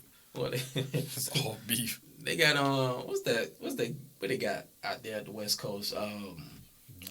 Jack in the Box. I was about to call it in the Box or something like that. In-N-Out Burger. Yeah, In-N-Out Burger. Yeah. I was about to put both of them together. In-N-Out Box. Close enough. Yeah, it works. Yeah. And congratulations to the Alabama Crimson Tide for getting another national championship. 5 national championships in 9 years. F. Nick Saban. Which is impressive. I'm not mad at Nick Saban, man. He's created. At some point, you just got to give. See, you being a hater. At one point, you just got to give a man his due respect. No. I give him his due respect, but it's still like F. Nick Saban. Okay. Yeah. So, Alabama won the national championship by beating the Georgia Bulldogs by a last-second touchdown. It wasn't really a last-second touchdown. It was the second play on second down and 18. Mm-hmm. They brought in a freshman quarterback named Tua. I'm not even going to even butcher this man's last name, so I'm going to call him TT. Okay. So he came in the game, true freshman. Came in that game. Georgia was pretty much controlling the line of scrimmage and winning that game. And somehow, some way, this freshman quarterback beat Georgia. Georgia's had a bad year in sports. You know what happened with Georgia, man? Mm-hmm. I think with the freshman quarterback is people look at it. I think Nick Saban putting him in was because of the fact that he's won so many championships. Like that type of stuff is not. It doesn't scare him. You know what I mean? Like it's okay. I'm gonna put a freshman quarterback in. So what? I got 5 championships. If I win, I win. If I don't, I don't. But what threw the other team off, Georgia off, was they wasn't ready for him. How you game plan for a man you never seen before? They seen Jalen Hurts all year. They know what he about. This guy they haven't seen him before. So it's like, oh man, got a new guy in the game. By the time he started hitting it with them passes, it was too late. Yeah, it was too late. Nah, you're right about that. I mean, Georgia was game planning for Jalen Hurts and expecting him to be in the game for the whole game. Mm-hmm. And that's a good point that you brought up about Nick Saban. If he was trying to win his first national championship, Yeah. he would have rolled Jalen Hurts all the way through. Exactly. But he playing with house money. He's not scared. Exactly. You're not scared to make those kind of moves. People look at it like it was a ballsy move by him to put a freshman quarterback in. You got to think about Nick Saban's pedigree. Nick Saban been there before. This type of moment doesn't scare him. It's not like, oh God, like, see, this is what I look at, the definition of choking. All right, the definition of choking to me is not when you get out there and people say, oh, you started missing shots. What happened is when you're winning a game and you turn to the I'm not trying to win anymore. I'm trying not to lose. That's what I consider choking. So if you're out there having a good football game, out there doing your thing, playing or whatever, that's what happened to Georgia. I think Georgia got in that. That's a combination too. They got in that lead and they were like, all right, now we got these points. Let's focus on not losing this game versus winning. They didn't want to score anybody. It probably felt like, man, we get these. What they had, 28, right? They ended up having 24, I think. 24. They probably felt they get 21 points. Like, we good. That's enough points to win this game. If I can get 21 points, that's enough to win this game. Never take your foot off the gas. Nah. Once you turn to the point where you go from here to win this game versus I'm here not to lose this game, that's what I consider choking. That's when you start making mistakes. You start making mental errors. You start screwing up because you're trying not to lose the game versus trying to win the game. That's because the same thing happened to the Falcons. Now, I feel sorry for the state of Georgia. They can't win a championship. The Georgia Bulldogs haven't won a championship since 1980, and the Atlanta Falcons has never won a Super Bowl. They've been to 2 Super Bowls. The first Super Bowl they played in, they got destroyed by the Denver Broncos. And the second Super Bowl they played the New England Patriots. What about the Braves? The Braves, man. That's still a baseball team? Yeah, that's still a baseball team, man. Wow. The Braves make me sick. And they've been to 4 World Series. They actually went to, it was at one point that the Braves and the Buffalo Bills was like winning all the time their division and their conference, and they would get to the big one and lose. David Justice. Trash. any man who leaves Holly Berry, Holly Berry's been left by a few dudes. Let me tell you something, man. A man once told me, an old white guy once told me this was the truest words I've ever heard in my life, man. You show me a beautiful woman, and I'll show you a man that's tired of her ass, man. So don't ever get confused by how good these women look. It's always something in there. Trust me. Show me a beautiful woman, and I'll show you a man that's tired of her ass, man. Yeah. I mean, just because people see the outside, they don't see the inside. Exactly. You got to walk in that house and deal with what that man was dealing with. So exactly. He said he was dealing with a lot at that time, but. And the Braves suck. And they only won 1 World Series. They got that one in '95 when they beat the Cleveland Indians. But yeah, that was still crazy, man. And sorry for the state of Georgia, man. You're gonna have to wait another year. The Falcons got put out the playoffs. The Georgia Bulldogs didn't win the national championship. Maybe next year. The Falcons lost this year already in the playoffs? Yeah, they lost yesterday against the Eagles. So. Wow. And they lost. And Philadelphia was the top seed in the NFC this year, so they had like the best record. So they run with Nick Foles. They beat them with Nick Foles. And the Falcons, it was 4th down and goal on the Eagles' 2 or 3 yard line, and they couldn't punch it in and score. So it's terrible. So the Atlanta Hawks, garbage. Ain't Dominique back. Is the Thrashers there? Is the Atlanta Thrashers there? The hockey team? I don't even know. They're garbage. The MLS team actually did pretty good. Somebody told me about the MLS team doing pretty good. What about the Laundry Football League team? Oh, they on deck. Okay, yes, yeah, they undefeated. Never lost. Yes, sir. They just show up on the field undefeated. That's all you got to do is show up on the field. Yes, sir. They undefeated. Yeah, so. Shout out to the Atlanta team. Yeah, the Atlanta team. Big shout out to y'all. Hopefully we can get up there and watch those people play. Yeah, we got to go soon. Yeah, watch them play. So, and, man, I know we been here for a good little bit, but, I kind of want to close it out, man, talking about Bill Belichick and Tom Brady, man, and how certain relationships can get broken up, man. It's a time and thing. It's a time and place for everything, man. And even when you win, it's still, even if you're currently still winning, it's still, the end is going to come, regardless on how good you're playing. You know what the problem is? What's that? Too many mayonnaise sandwiches. Bill Brady. I call him Bill Brady. Bill Brady. Tom Belichick and Bill Brady. Too many mayonnaise sandwiches, bro. Well, with Tom Brady, he suffered the same fate, he's eventually he will suffer the same fate if he wins another championship. But people want new and improved. Look at the Chicago Bulls winning championships. They want to break up that team. 49ers with Joe Montana.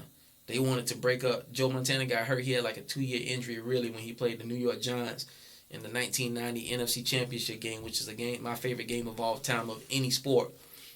It was the hardest hitting game I ever watched in my life.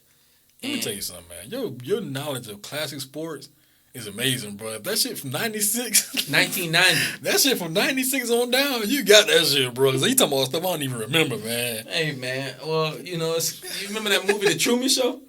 The movie, The Truman Show. Jim Carrey, right? Yeah, how they placed the kid in front of the TV and like he remember a whole bunch of stuff. I think that was that movie. I don't know, but I remember the movie, but yeah. Yeah, he just was it that movie? It might have been. I don't know. He just remember everything because sometimes you just capture it.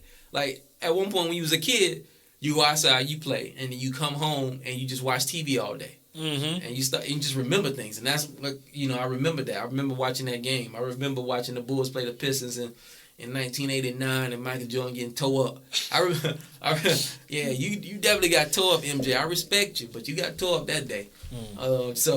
But with Tom Brady and Bill Belichick, man, it's the same thing, man. It's that succession plan.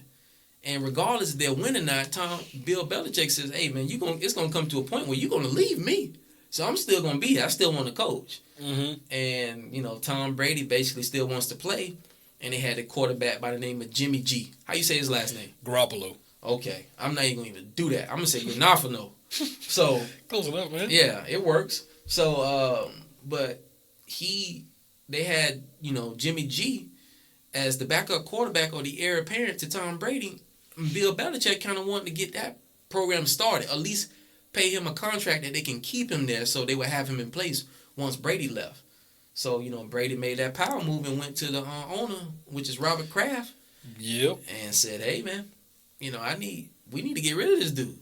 And, and ever since then, Bill Belichick, felt that when Robert Kraft, did that to him, basically, took a player's side instead of the coach's side, because when Tom Brady was hurt one year, the Patriots still won 11 games. Mm-hmm. Who is more important to the team, the coach or the player?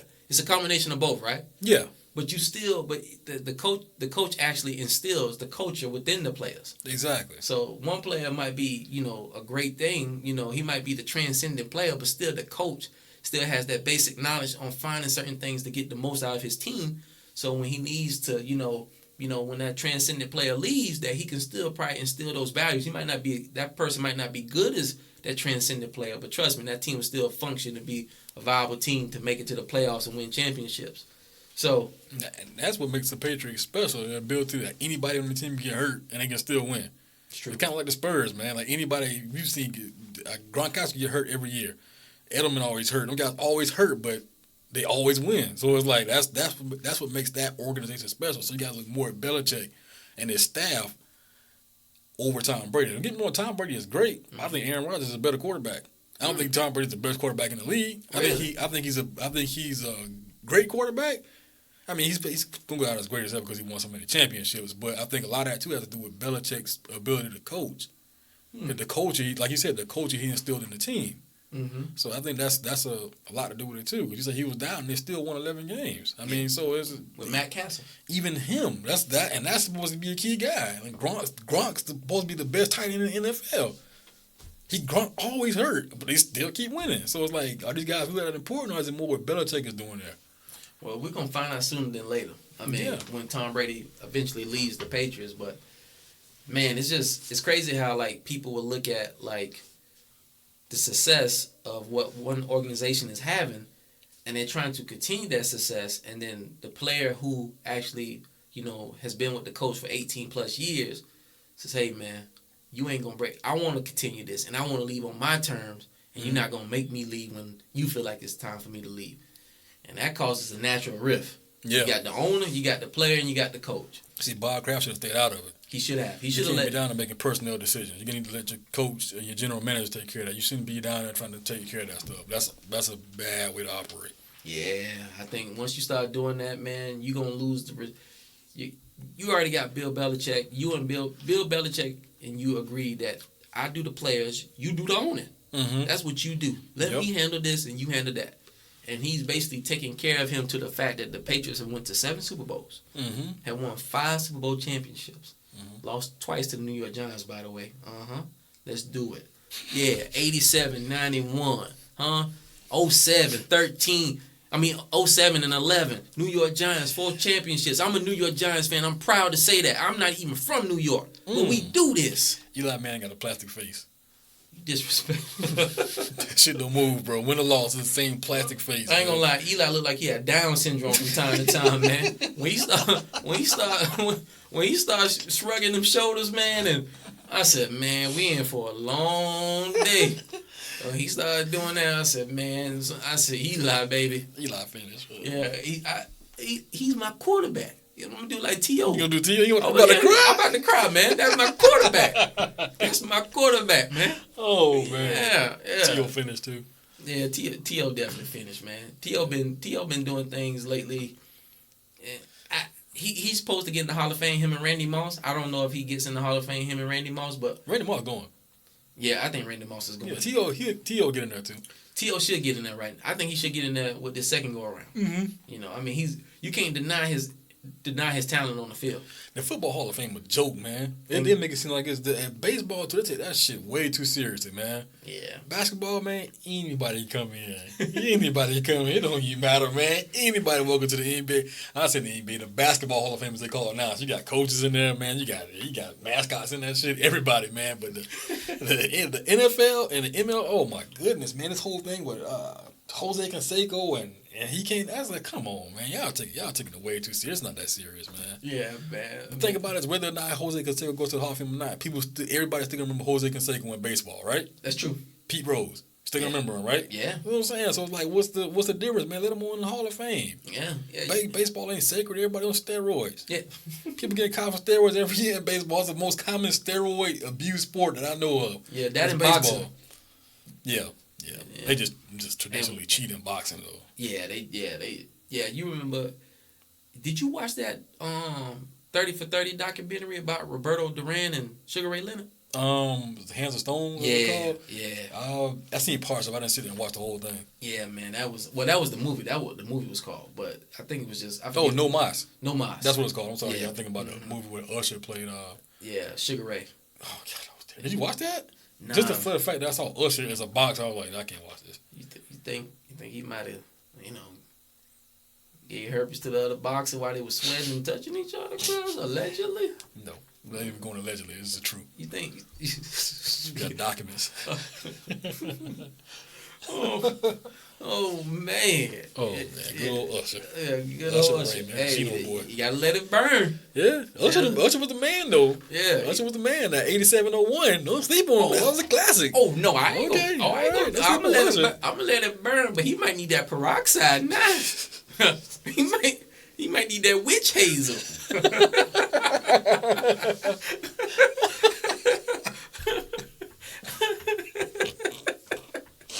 Yeah. Oh boy! Wow. That Valtrax. You need something, man. Yeah, something that you gotta hide from your friends. That's what they need, man. Yeah, sometimes you need to just get on that commercial and say, you know what? I'm a spokesperson for Valtrax. Keep it real, man. Keep it real, free man. Free Valtrax for life. Yeah, free Valtrax for life. Yeah, but my dog Chris Bosh, man, he got them blood thinning issues. He went on there and did that blood thinning commercial with Oh, he did? Yeah, with who was it, man? Arnold Palmer and the race car driver. Not Xarelto. Jeez, one of them drugs. He did a commercial for him, man. He got your medicine for life now. Oh. Yeah, it's on the house. Oh. Did you watch the David Chappelle special on Netflix? F. David Chappelle, man. Whoa. Yeah, I don't want to watch Breaking news. Yeah, I don't want to watch that, man. Let me tell you something about David Chappelle, all right? Let me go ahead and tell you something about You think he a clone? No. I ain't gonna call him a coon. No, I'm saying not a coon. You think he was cloned? No. Okay, because you know a lot of people think he was killed and he was cloned. And made that guy the strong David Chappelle? No, that's terrible. Yeah, that's terrible. These are theories, man. These are the streets. You gotta remember the streets talk. You gotta get out of them streets, man. Hey, man, the streets sell them Jamaican bean pies now. They do. Don't get twisted. Fresh. Yes, sir. Them Jamaican bean pies be on deck. Don't act like the Muslim brothers didn't want one of them things either. The Nation of Islam. Cause some bean pies be good in the bed. I actually got some bean pies in Jamaica. Oh, really? Yeah, it was good, man. Yeah, that stuff is good, man. Yeah. Oh, yeah. Don't get it twisted now. I forgot what I was talking about now. You was talking about David Chappelle. And you was talking about David Chappelle. Yeah. David Chappelle, man, to me, his show was incredibly funny. It was very funny. To me, as a comedian, Dave Chappelle wasn't funny. Really? Yeah. Okay, so it's kind of like, do you think Martin Lawrence is funny? Martin Lawrence funny. Really? As a comedian? Stand-up comedian, and his show was funny. I think he was kind of stale as a comedian. His show was classic. I guess so. You feel okay? That's how I feel. Because Chappelle show was one of the funniest shows ever. But like watching him in other movies and him in like his stand-ups, it's not funny to me. Who's your number one comedian? All time? All time. Oh man, that's a tough one. I like a lot of different guys, man. I ain't gonna lie, I used to be on Mike Epps hard. He done fell off as of late, but Mike Epps, man, that dude makes me laugh. When he first, like his first 10, 11 years out, he was funny. Okay. There's a lot of different guys I like. I even like the old Bill Cosby. I used to listen to the old Bill Cosby records back in the day. Bill Cosby's funny, man. Don't sleep on, let's not sweep Bill out the door yet, bro. Bill's still in the game now. I ain't gonna disrespect the OG, man, like Bill that. Cosby funny. The Cosby Show was funny. Oh, Cosby Show was funny. Yeah, I get the Bill. He was slipping them pills in the. Oh yeah, definitely. Nah, that's a fact. Oh, yeah. Okay. You going down that Cosby train too? You think he was slipping pills? No, he was doing it. Yeah. Oh, Quaaludes and all that. Quaaludes. Was it Quaaludes? Quaaludes, Roofies, whatever you want to call it, whatever street name they got for that type of stuff. Now he was doing it. Were you in them Percocets? Perks. Oh. Molly. Whatever, man. Xanax, whatever. All these. Whatever Future taking, Bill Cosby was putting in people's drinks, man. So, what you think he did to Felicia Rashad then? Nothing. Okay. Felicia Rashad, a strong black woman. I like Felicia. Okay. You think she got them hands? Yeah. Okay. Me too. She's not the other Bill. Yeah. I think Felicia. I like Felicia. Yeah, she's a beautiful woman. Yeah. You know what? The thing about Felicia Rashad is she reminds me so much of my mama that I can't look at her like that. You know what I'm saying? She's a beautiful woman, but she just like the way her character on the show, man, it was good for TV. Gotcha. Strong black woman. Like she wasn't taking no mess from nobody, man. She had the kids in line. I used to love it, man. Okay. I remember a time Vanessa drunk the alcohol. One time Vanessa got drunk, and they all made her go home and play the drinking game. And then they had Rudy playing the game too, but it was apple juice the whole time. You remember that? I don't remember that episode. I remember all the Cosby Show episodes. Anyway, but it was it was a good show. She used to get on Denise's ass too all the time. When Denise be cutting up, she would get on Denise. No, okay. Cosby Show was a classic, but my favorite comedian all time, man, is Bernie Mac. You know what, man? I love Bernie. I like Bernie. And you know what? It's probably because I love his movie so much. Bernie is Did you watch Soul Man? Yeah. Him and Samuel L. Jackson? Yeah. Oh, my goodness. What about Mr. 3000? Oh, that was... you throwing jabs? Bro, you say like Bernie Mac movies so much. You gotta get me on some of Bernie Mac movies now. Come on, class. He was in Life, but that wasn't his movie. He was in the movie. Yeah, you're right. You're right. Soul Man was their movie. Oh, okay. Mr. 3000 was his movie. Now give me another good Bernie Mac movie. That movie he featured in. Oh, come on, man. What's the Kid and Play movies called? He was in the Kid and Play. What was obviously not Class Act. I'm tripping. House Party. He was in House Party 3. But that wasn't his movie. That was Kid and Play movie. Why it gotta be his movie? You said you like his movies, bro. When I say his movies, he's in the movie. Okay. Yeah. He didn't have a lot of movies that he did, but he had that one show. He had the Bernie Mac show. Yeah, which wasn't funny. See that? Well, that's your taste. You thought it was funny? I thought it was entertaining. Was it funny? It was entertaining and funny. Okay, so on Kings of Comedy, who you think had the best set? By far, Bernie Mac. Really? Yes. Interesting. Yes. D.L. Hughley?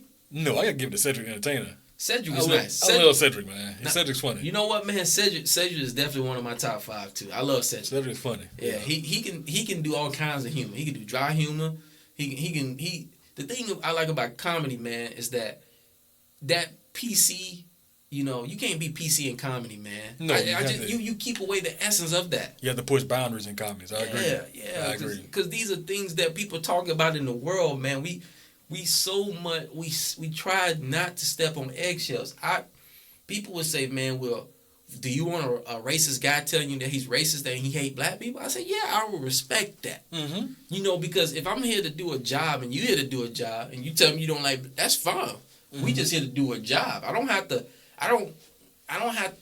like you in order to finish my job. We just here to do our work and go home. Mm-hmm. You know, and so, you know, I would rather people, you know, express their point of view from time to time. You know, if you know, I mean, at work, you know, it's just work, but if you have your POV, you want to tell somebody how you feel, that's fine. I don't think everything needs to be taken to HR unless you literally are trying to offend somebody or try to, you know, make jokes on people. But, mm-hmm. but yeah, man, say what's on your mind. That's why I love comedy. Yeah. Yeah. Eddie Murphy? Oh, yeah, cuz, man. My lovely wife, April, is always on my case about watching Beverly Hills Cop 3. I done seen Beverly Hills Cop 3 probably... No joking, probably about 150 times, man. Damn. One, because it's one of those movies I can just put on and I fall asleep. Not because it's a terrible movie, because I love it so much and I've seen it so many times. It's kind of like, all right, Beverly Hills Cop on in the background, I'm going to fall asleep. But Eddie Murphy is just, oh, man, this is great. Golden Child? All right, you got me. All right, you got me. I'll take that one. I ain't gonna. Golden Child was sus. It was good back in the day, but watching it now as an adult, it was trash. I like the Golden Child. It's not bad, man. It's not Beverly Hills Cop 1, Beverly Hills Cop 2, Beverly Hills Cop 3, 48 Hours, another 48 Hours, all them type of Eddie Murphy movies. Boomerang, classic. Yeah. Classic good movie. Like, yeah. Go back, man, when you get some free time, go back and watch Beverly Hills Cop 3. It was a good movie. You'll like it. Okay. I do that. What about OJ? Oh, OJ Simpson? Yeah. Fuck OJ, man. Come on, cuz. OJ Simpson, man.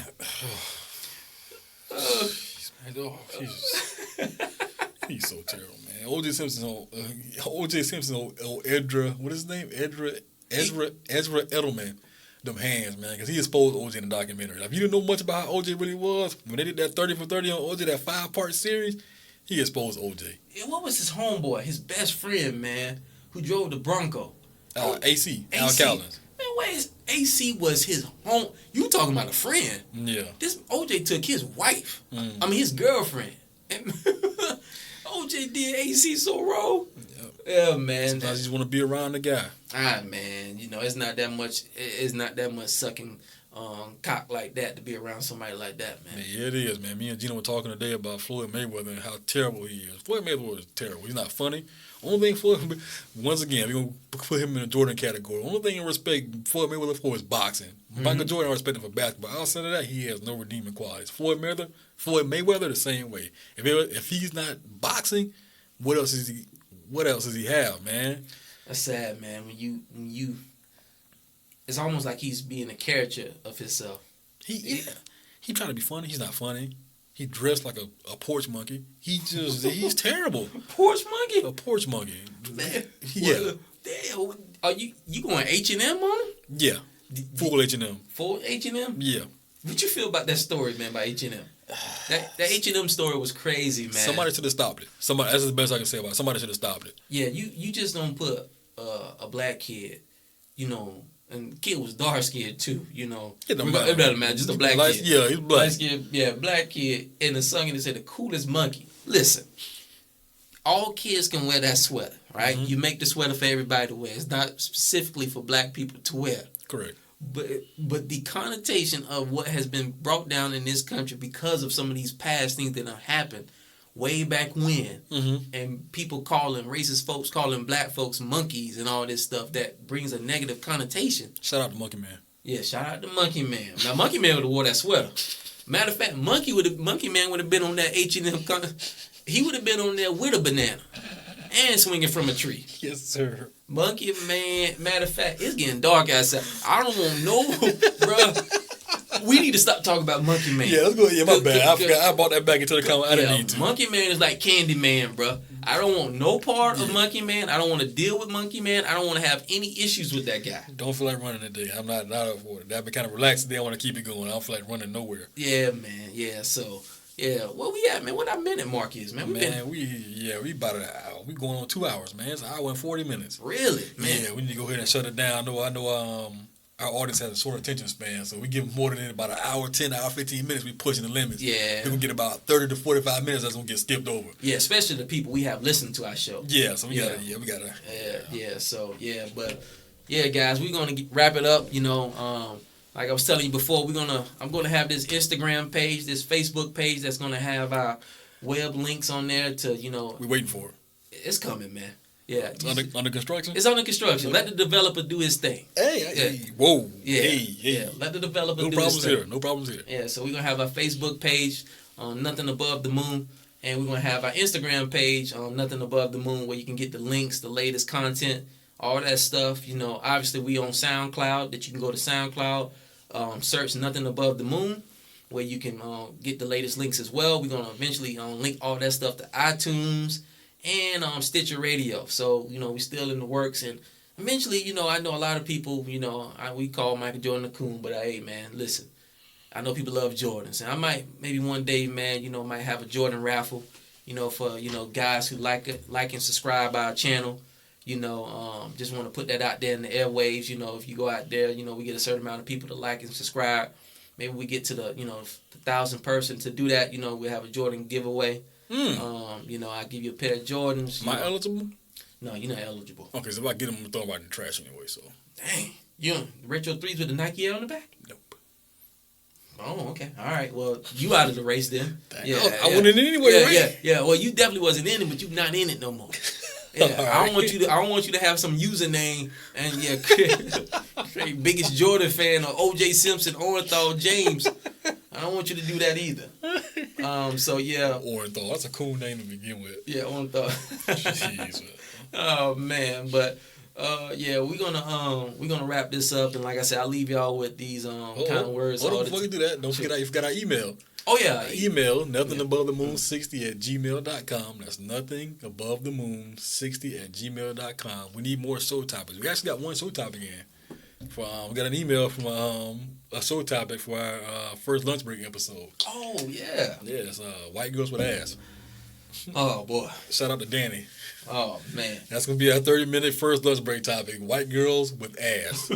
So, with that being said, we need more emails, more topics. We're trying to do this lunch break on Wednesday, starting in February.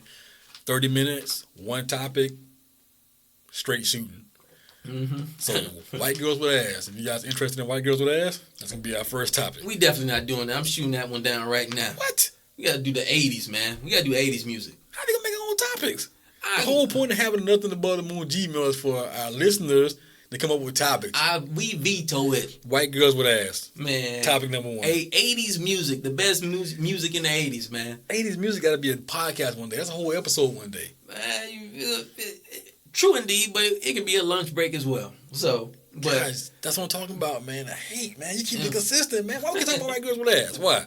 Why? You can't talk about white girls with ass for 30 minutes? What we gonna talk about white girls with ass? How many white girls with ass do you know? Do you like it? Do you not like it? Come on, man. 30 minutes of topic right now, bro. We gotta stay true to the culture, man. True to the culture. We gotta stay true to the culture, man. Oh man. If our listeners want to email us, now of course we get a whole bunch of emails. We still gonna get the pick, but as of right now, we got one email, so we gotta stick with that. We can't disrespect the first email. You gotta roll with the first email, because regardless of what that topic is, you gotta roll with it. Man, I know who the first email came from. Matter of fact, we gonna probably go from white girls with ass to the greatest porn scene in the history of porn. And what's wrong with that? From this one guy. Let's keep it real. It's once again, there's nothing wrong with that.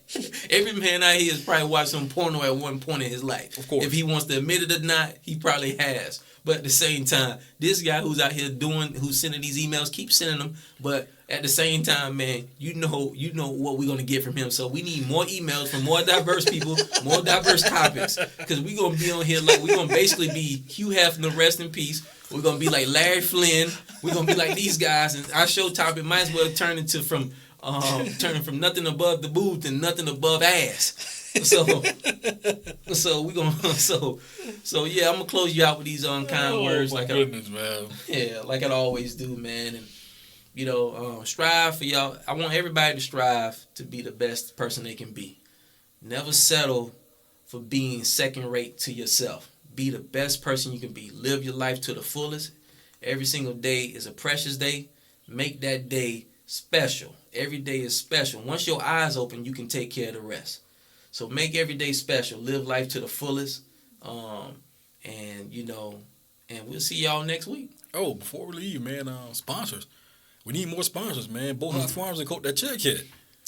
Well, Bullhouse Farms need to cut that check. Maybe start giving them shout outs. Maybe what we doing hasn't been. Maybe we LeVar Ball now. LeVar Ball. I mean, what do we need to do to for Bullhouse to cut that check? Have we paid our bills to them? No, we owe Bullhouse nothing.